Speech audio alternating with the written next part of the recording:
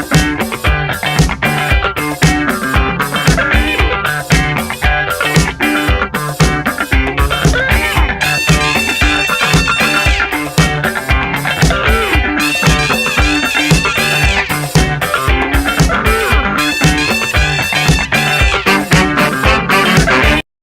dia, estamos começando mais um Sindicef em Movimento, um programa do Sindicato dos Trabalhadores do Serviço Público Federal do Estado do Rio Grande do Norte, mas que é aberto a toda a população. Muita informação jurídica, esportiva e principalmente discussão política, né? Então esperamos vocês para todo o programa.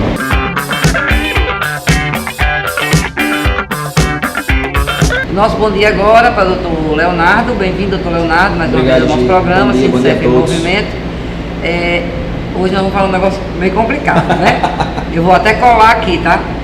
Alimentos gravídicos. Exato, Gigi. O que significa isso, doutor Leonardo? Gigi, eu vou lhe explicar.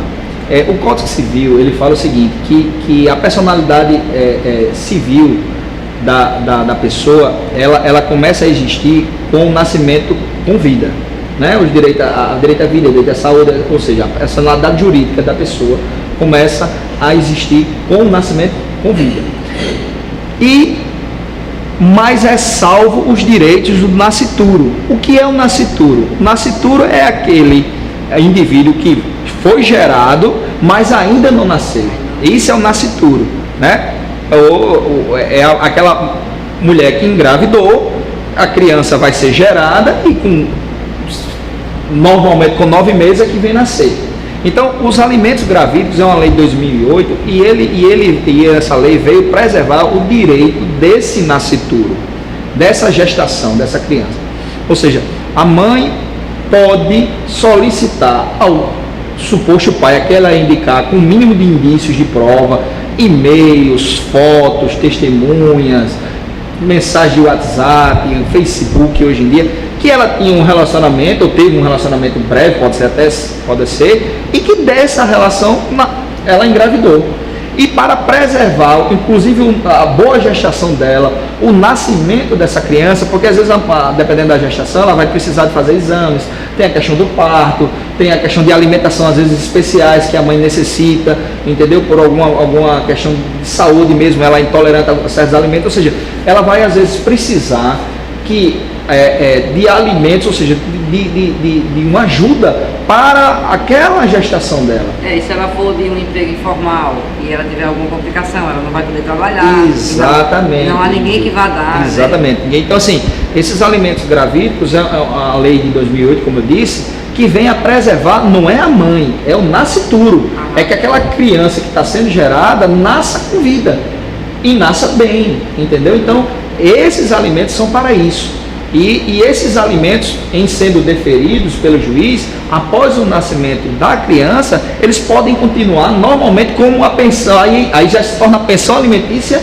normal. Mesmo que, é bom frisar, mesmo que o pai não registre, ou a mãe não registre, não coloque o nome do pai na certidão de nascimento. Esses alimentos eles podem prosseguir, não mais como alimentos gravídicos, mas sim agora como aquela pensão alimentícia que eu já tratei aqui em alguns programas, entendeu? Então, essa é uma possibilidade que poucas pessoas sabem disso, acham que só pode entrar com ação de alimentos, né?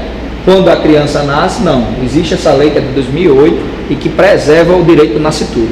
Apesar de ser de 2008, uma coisa que pouquíssimo 10 anos só, né? Mas pouquíssimas pessoas eu acredito que saibam dessa existência dessa lei. E assim, eu pelo menos, não vou dizer que eu nunca ouvi falar, mas assim, eu nunca vi isso numa roda de conversa, numa conversa entre advogados, numa situação real. Não é tão comum, né, Não é uma coisa comum, não é uma coisa tão comum. E já se vão 10 anos, né? Já se vão 10 anos dessa lei. É bem interessante ter trazido esse tema para alertar aí a intenção do nosso programa aqui no nosso quadro é isso, é trazer as pessoas tenham conhecimento de certos direitos que ela nem imagina que tem. Isso. E a função nossa é essa. A função nossa é essa. Tá esclarecer e informar as pessoas. Ok. Muito obrigada, doutor Leonardo. Bom dia a todos. E outros programas virão com novas informações. Se quiser.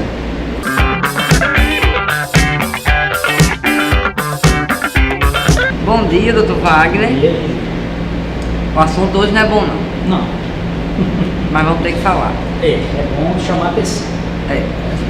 Pois é, mais uma, né, do governo golpista para cima do servidor público.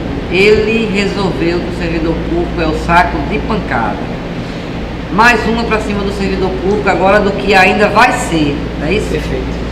O governo resolveu aí agora igualar o salário da iniciativa privada com a pública. Seria muito bom, eu acho que não vejo nenhum problema nisso, né? Ele podia igualar por cima, né? Mas não, ele vai igualar e nivelar por baixo. A gente comenta o seguinte, no mundo jurídico, que é um retrocesso social. Né? Nós sabemos que a Constituição Federal, ela remunera, digamos, os servidores através de um sistema de complexidade. Né? Ela, de acordo com o seu cargo, você ocupa a sua função, a sua responsabilidade, né? Digamos que né, com esses parâmetros, o servidor público recebe o seu vencimento básico. É assim no nível auxiliar, né? Claro que o nível auxiliar tem menos responsabilidade, não querendo desmerecer, não, de forma alguma, mas é a questão mesmo o servidor de público. responsabilidade. Exato. O intermediário, nós sabemos que tem o intermediário, o auxiliar, o superior, o intermediário e o auxiliar. Cada um com seus parâmetros e com as suas responsabilidades. Com base nesses parâmetros de responsabilidade, se coloca, se taxa, né, se faz digamos, um cálculo da sua remuneração básica. E isso acontece desde 88, no caso falando mais recente, mas as constituições anteriores também já tratavam desse tema, do vencimento básico do servidor público. Então, qual é a manobra nova do nosso governo? Infelizmente é o que está lá no futuro. Eu não concordo, mas é o que está lá. Não acho legítimo, enfim. A mais nova artimanha do nosso colega.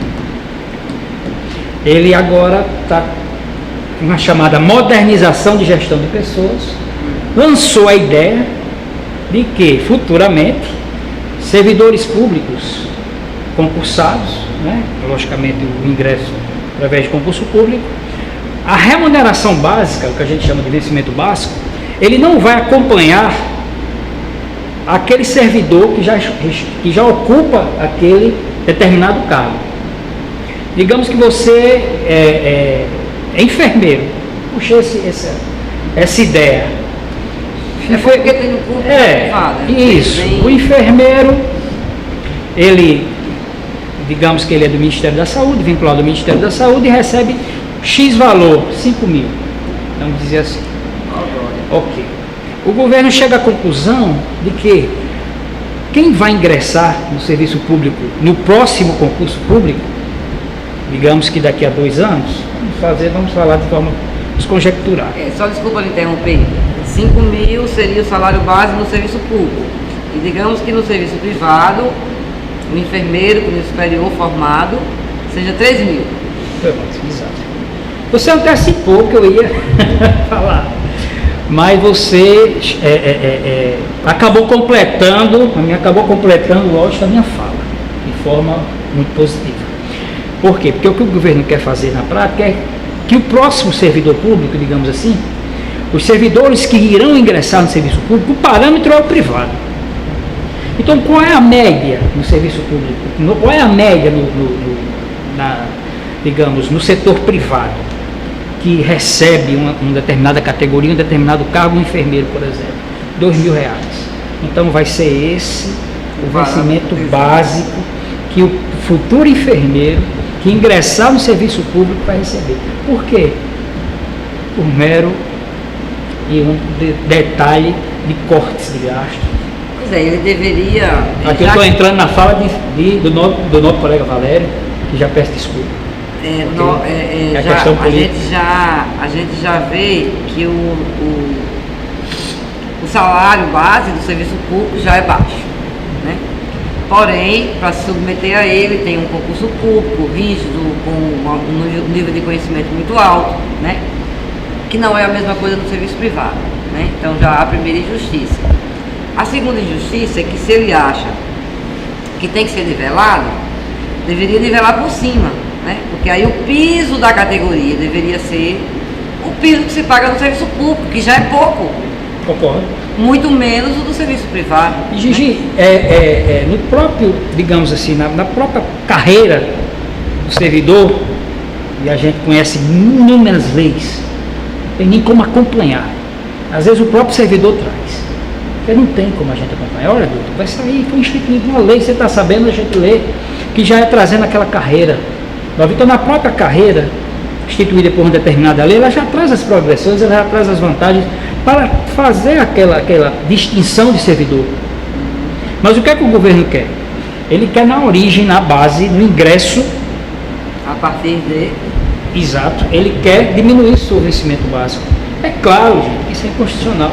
Então, se porventura você, estudante, estou falando até para o futuro filiado do SINCEF, pode ficar tranquilo, porque não tem como esta lei não ser perfeita, não ser julgada inconstitucional. Certo? É uma consequência lógica e natural. Eu já estou até antecipando, tá certo? Um estudo que a nossa assessoria vai realizar, não só a assessoria do SINCEF, mas conjuntamente com os outros colegas de sindicatos, servidores públicos em todo o nosso país, e certamente esta banca irá concluir pela inconstitucionalidade desta lei, não tenho a menor dúvida. Assim esperemos e estaremos com certeza aí acompanhando isso. E mais uma vez obrigada, Wagner, e obrigada também pelo empenho do corpo da nossa assessoria jurídica, né? Muito obrigado aí, quero agradecer de público a todo o escritório que faz esse acompanhamento, e estaremos aí acompanhando junto com vocês para lutar contra mais essa medida aí contra os servidores públicos. Sempre à disposição, Gigi, precisando é só me chamar. Bom dia. Bom dia.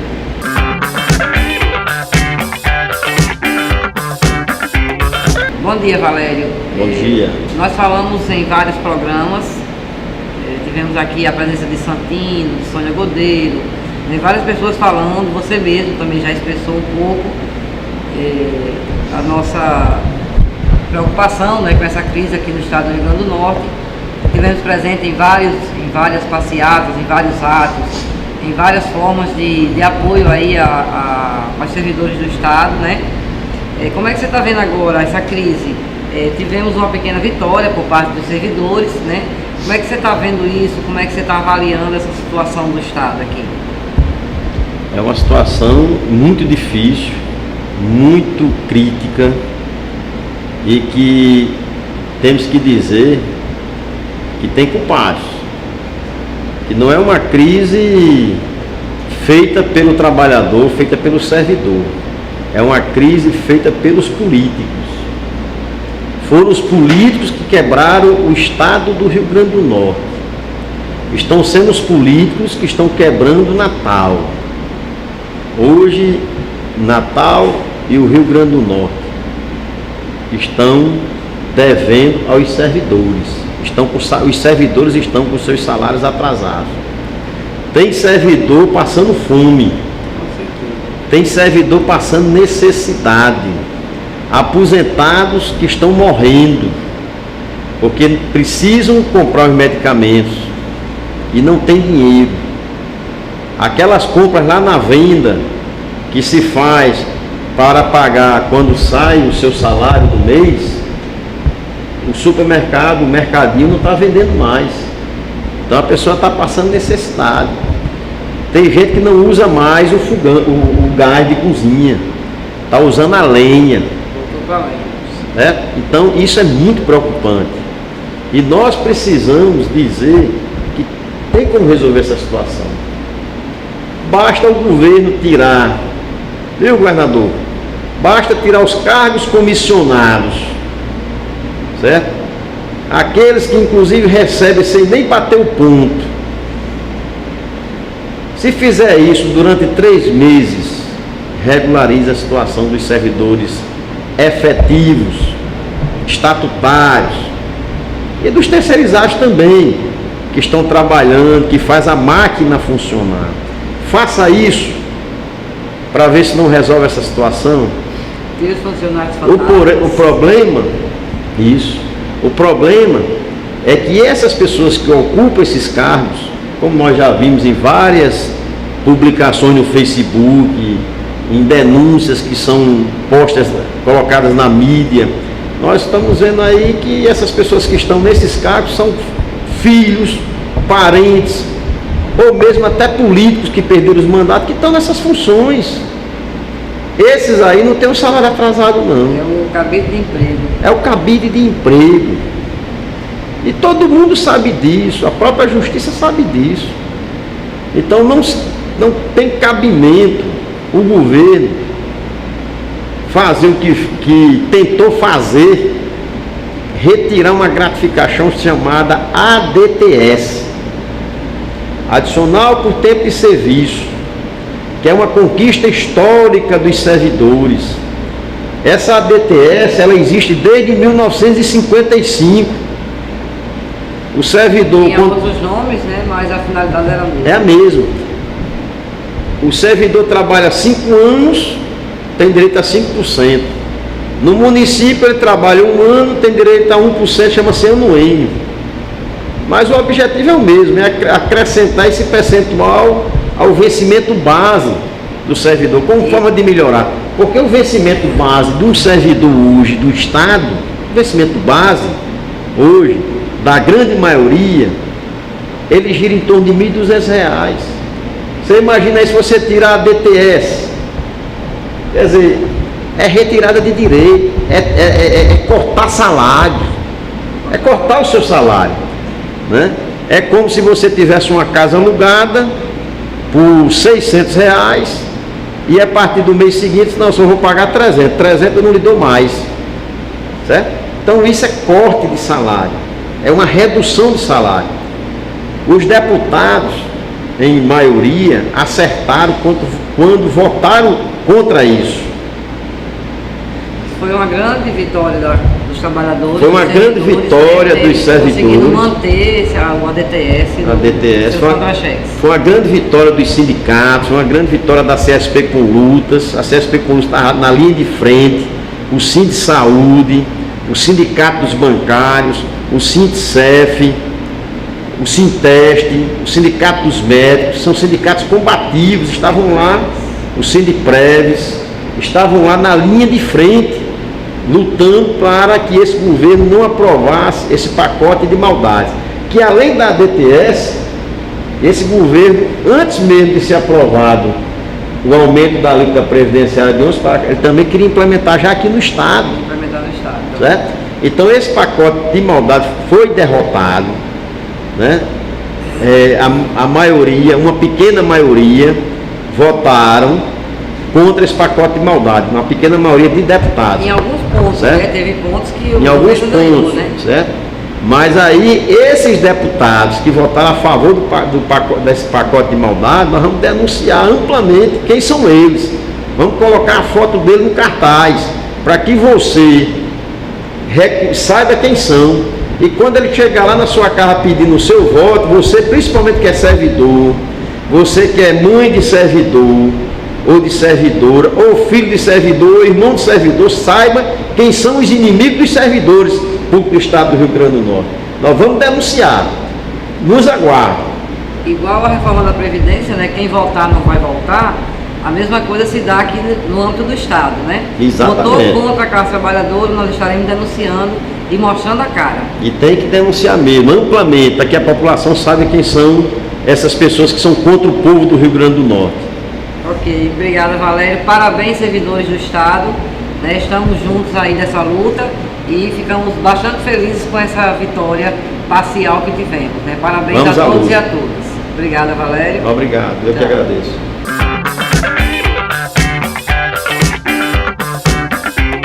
E o Sindicef em Movimento tem o prazer agora de receber nosso amigo João Vicente, comentarista esportivo. João, agora não vamos falar de uma coisa boa não é isso? Isso, Vamos falar sobre os times de Mossoró. verdade. O que está acontecendo com os times de Mossoró? Como é que uma potência como Mossoró pode estar numa situação dessa, João? Complicado, né, Gi? Nós temos Mossoró, a segunda cidade do estado, né? Uma cidade que tem até uma situação financeira bem melhor do que as demais, fora Natal, né? Parnamirim, quem sabe, né? São Gonçalo agora. Mas Mossoró vive um problema muito sério pelo futebol. A começar pelo estádio Leonardo Nogueira, né? Há uma briga eterna entre a Liga Desportiva de Mossoró e a Prefeitura de Mossoró. No tocante, isso aqui já no programa. exatamente. No tocante à reforma do estádio. O Nogueirão, ele encolheu, tem uma arquibancada grande lá, sem poder ter acesso de torcedores lá nesse local. E então encolheu o público do estádio. E para completar essa situação negativa lá da cidade de Mossoró, o Potiguar e Baraunas fazem uma campanha ridícula dentro do campeonato estadual. Não é? Tem problema sério financeiro de todos os dois clubes, né? Patrocínios está complicado conseguir. A prefeitura... Ninguém quer patrocinar um time que não anda, né? Exatamente. E a prefeitura também vive com problemas, como todo o serviço público do Brasil, né? Vive com problemas também financeiros e também não está chegando com patrocínio aos clubes. Então o Mossoró vive uma crise muito grande financeira dentro e fora de campo, né? Dentro de campo, a parte técnica, os clubes não estão se encontrando em campo, né? dentro das quatro linhas, e os resultados não estão acontecendo. Aí isso é uma cadeia, né? O torcedor não vai porque o time não está ganhando. O time não contrata porque o torcedor não vai e não tem dinheiro para pagar os atletas, né? E isso fica uma situação muito complicada. O futebol do Mossoró, que outrora já teve o Potiguar campeão do estado, o Baraunas campeão do estado, né? Então clubes que já tiveram uma situação bem diferente no passado. E há algumas pessoas de Mossoró, Gigi, que eles advogam da situação de que o Potiguar e Baraunas se unam, ele tem uma fusão dos dois clubes e fique Mossoró só com apenas um clube, né? Para que daria um bom enxerto, né? Exatamente. De recurso, de estímulo, né? Mas é difícil, a questão de envolver torcida, patrão, é muito difícil. Tem aqueles torcedores radicais, né? E realmente aquele negócio, dois bicudos se beijam, né? Como você pegar ABC e América para se unir, né? Tem muitos torcedores do ABC que jamais... Eu acharia ótimo, né? Você que é os dois clubes, você ficaria... Os dois moram no meu coração, então para mim seria tudo. Você estaria bem na fita, mas eu acho que desse contexto todo, só você que estava bem na fita, né? Só tem eu. Eu acredito que sim. Eu até agora não conheço. Mas a situação do Mossoró é muito complicada. Vamos aguardar, né, que os dirigentes, junto com o pessoal do Mossoró, com a população, já que o moçoroense, ele ama muito, tanto que tem aquela propaganda, eu adoro o Mossoró, né? Ama muito a sua cidade. E espero que eles encontrem um acordo, uma situação para salvar o popular Potiguar e Baraunas, lá da terra que combateu o Lampião. É isso aí. Pois tá, João, muito obrigado e vamos torcer aí para ver se essa situação melhora aí dos times de Mossoró, que são dois grandes times que tinham que estar brilhando aí no nosso campeonato estadual. Verdade, Gil. Um abraço a todos e até a próxima. Até o próximo programa.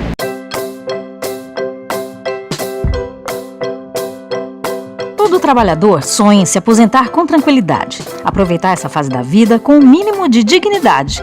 Não ser um fardo para os filhos, ter onde morar e não depender dos outros, além de ter tempo livre para viajar e descansar. Só que os governos e os patrões fazem de tudo para que a vida da gente não seja assim. Na prática, você trabalha muito, ganha pouco e quando se aposenta ainda tem um benefício reduzido. Ultimamente, políticos, jornais e economistas dos ricos e poderosos voltaram a falar que existe um rombo na Previdência Social.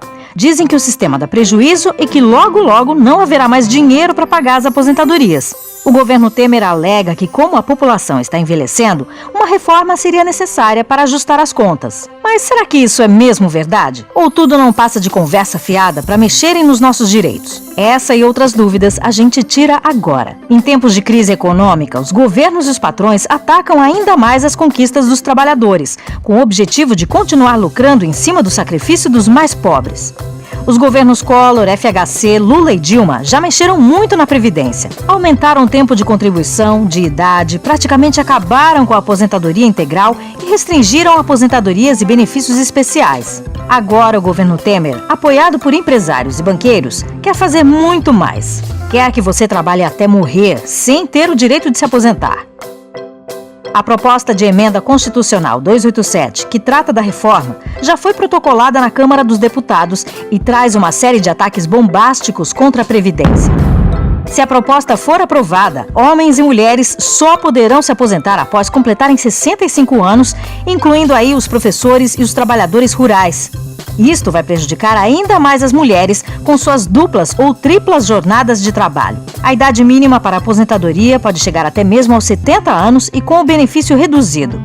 A reforma também pretende aumentar o tempo mínimo de contribuição de 15 para 25 anos para que a gente tenha o direito de se aposentar. E o mais grave, para que um trabalhador possa se aposentar recebendo 100% do benefício, ele terá que contribuir por inacreditáveis 49 anos. Quem trabalha em condições especiais que prejudicam a saúde ou possui alguma deficiência não poderá se aposentar com menos de 55 anos de idade e 20 anos de contribuição. A pensão por morte, que já foi reduzida por Dilma, cairá para apenas 50% do benefício recebido pelo contribuinte que morreu, com um adicional de 10% por dependente. Apenas pensionistas com 5 filhos terão 100% do valor. As pensões e benefícios assistenciais pagos a pessoas com deficiências e idosos, por exemplo, não serão mais vinculadas ao salário mínimo. Serão reajustadas apenas pela inflação e ficarão cada vez menores. O objetivo do governo e dos picaretas desse congresso da Odebrecht é desviar ainda mais recursos dos trabalhadores para o pagamento da dívida pública aos banqueiros, que levam todos os anos quase metade do orçamento do país. Temer e sua corja de marajás se aposentaram na casa dos 50 anos, com salários de mais de 30 mil reais. Mas querem que os trabalhadores se aposentem com um benefício miserável ou então trabalhem até morrer, sem se aposentar. Para justificar a reforma, falam em rombo na Previdência. Mas como todo mundo sabe, mentira tem perna curta e nariz grande. De acordo com a Constituição de 1988, a Seguridade Social é composta pelo Sistema Único de Saúde, pela Previdência e pela Assistência Social. Todo esse sistema é financiado por um conjunto de recursos. As contribuições de trabalhadores e patrões ao INSS sobre a folha de salários formam apenas uma parte das receitas da Seguridade.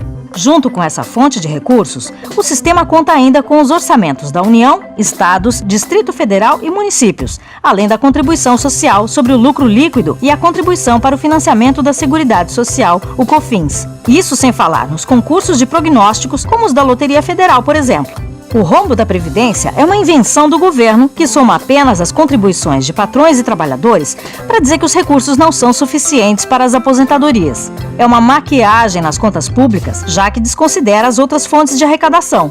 Na verdade, não existe rombo nenhum, e sim um superávit, como revela a Associação Nacional dos Auditores Fiscais da Receita Federal.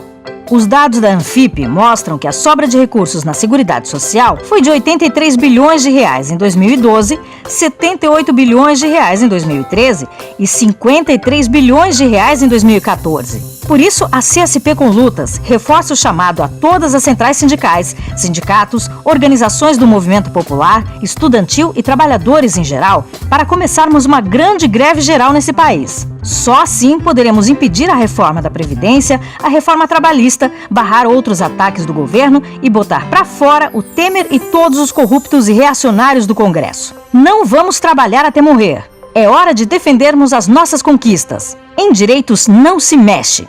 Tirem as mãos da nossa aposentadoria. Greve geral já!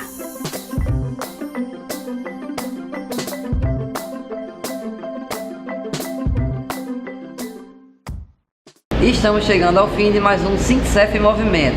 Próximo sábado teremos novamente discussões políticas, sobre esporte, área jurídica, muita informação para você. Até lá!